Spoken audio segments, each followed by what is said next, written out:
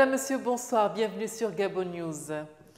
Les acteurs de la société civile reçus hier en audience au ministère des Droits humains ont exprimé leur inquiétude face à la situation qu'ils qualifient de délétère. Ils ont en effet fustigé le comportement de la Société d'énergie et d'eau du Gabon, SEG, et attiré la sonnette d'alarme pour le maintien de la paix. Le ministre Alexandre Tapoyo a reconnu l'intérêt de cette rencontre. Martial Tsonga et refus Itsoga pour le point.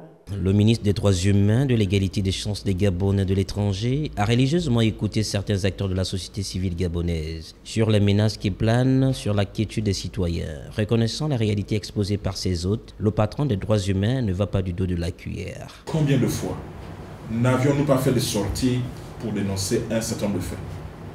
Mais les gens sont beaucoup plus à même de suivre leurs instincts, même les plus ignobles, leur dessein inavoué. Et il faut le dire, nous n'avons pas attendu que les choses s'enflamment pour réagir. Nous sentions déjà, via la Commission nationale et les autres organismes des droits de l'homme, que les choses étaient en train de péricliter. Aussi, Alexandre Tapoyo a-t-il demandé aux uns et aux autres de se regarder dans un miroir, toute chose qui pour lui de mettre chacun devant sa responsabilité. Les gens foutent royalement aux pieds les droits humains. Les gens ne cherchent à comprendre ou à rencontrer ou à parler des droits de l'homme que lorsqu'ils sont violentés eux-mêmes, lorsqu'ils sont touchés eux-mêmes ou quand leurs intérêts sont mis en mal. Là, on cherche les droits de l'homme, on cherche le ministère, on cherche le ministre. Je suis désolé, c'est tristement malheureux. Et je le dis tous les jours. Les droits de l'homme, c'est au quotidien, matin, midi, soir, dans les maisons, dans les bureaux, dans les partis, dans tout ce que vous voulez. Au ministre de faire savoir sa désolation quant aux valeurs culturelles et les droits humains foulés au sol par l'inconscience des uns et des autres. Il appelle à cultiver la paix et la crainte de Dieu devrait caractériser chaque individu. Le syndicat national de l'administration universitaire et des grandes écoles du Gabon est à nouveau monté au créneau afin de voir ses revendications être résolues. Le siège du CENU est le lieu choisi par ses pères et mères de famille pour poser leurs revendications. Le point avec Marvin Beryl. Après la grève observée en juin 2014, suivie du protocole d'accord signé en juillet de la même année entre le syndicat et la direction générale, aucune des revendications n'a été prise en compte. C'est pourquoi le syndicat national de l'administration universitaire et des grandes écoles du Gabon observe un sitting devant le Centre national des œuvres universitaires depuis près d'un mois. Les raisons évoquées: vous avez par exemple les injustices qui existent au niveau des salaires, les injustices qui existent au niveau de la prime, les agents qui ne sont pas décorés depuis 2 ans. Nous avons plusieurs points qui sont inscrits, on se rend compte de temps en temps, mais la CNSS, le problème de la CNSS, donc nous avons plusieurs problèmes comme ça. L'un des points phares, c'est celui de la prime. Déjà, nous n'avons pas la PIP, la prime d'incitation à la performance, on ne nous la donne pas. Et notre petite prime interne, qu'on appelle la prime SATOU, nous ne l'avons pas.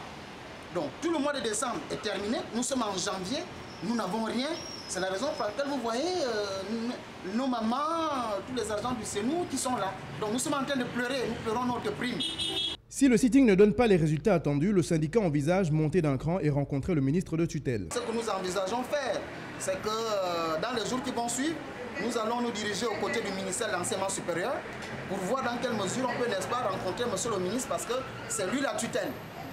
Donc certainement lundi ou mardi, on va chercher à rencontrer le ministre. Nous avons introduit une demande d'audience il y a 2 jours, nous attendons. Quel sera le dénouement de cette affaire? Les prochains jours nous édifieront.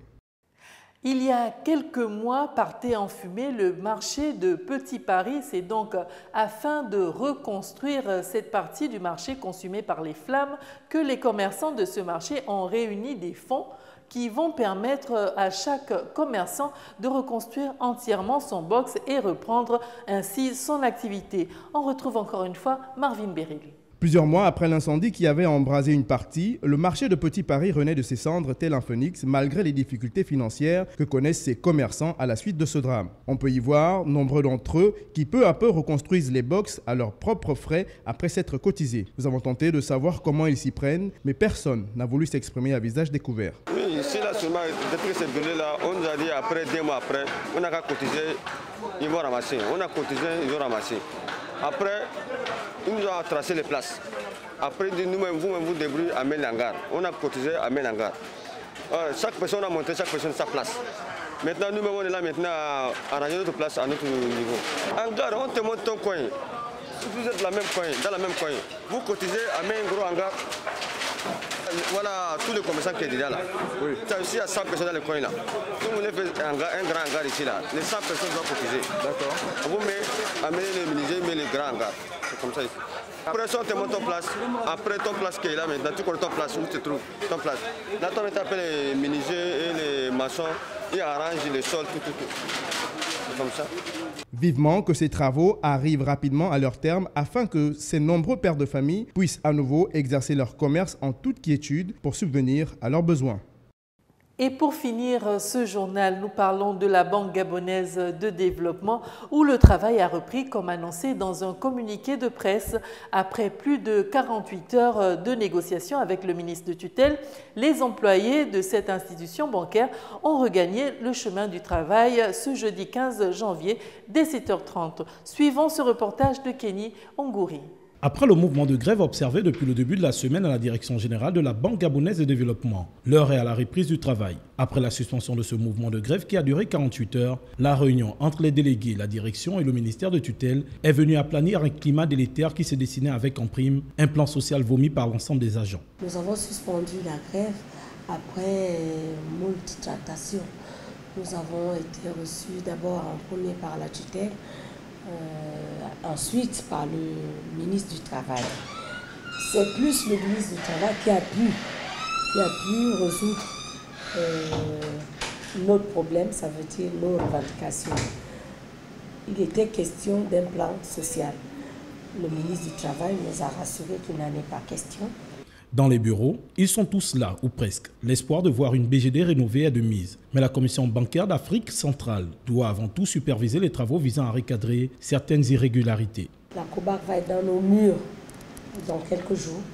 C'est au sortir de cet audit-là, parce qu'ils vont venir pour faire un audit.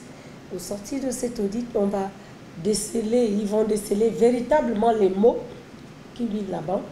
À partir de ce moment, même après cet audit, il n'y aura pas de plan social. Suspension du plan social et certaines mesures de la direction, la reprise du travail est effective. Les agents sont bel et bien au poste de travail, mais certains font encore face à une pression et demandent d'explications de la part de la hiérarchie. Toute chose qui ne participe pas à l'apaisement du climat actuel. Affaire à suivre. Voilà, c'était là l'essentiel de l'actualité du jour. Merci à vous de l'avoir suivi. L'information est toujours en continu sur votre site www.gabonnews.com. Au revoir et à demain, 20h.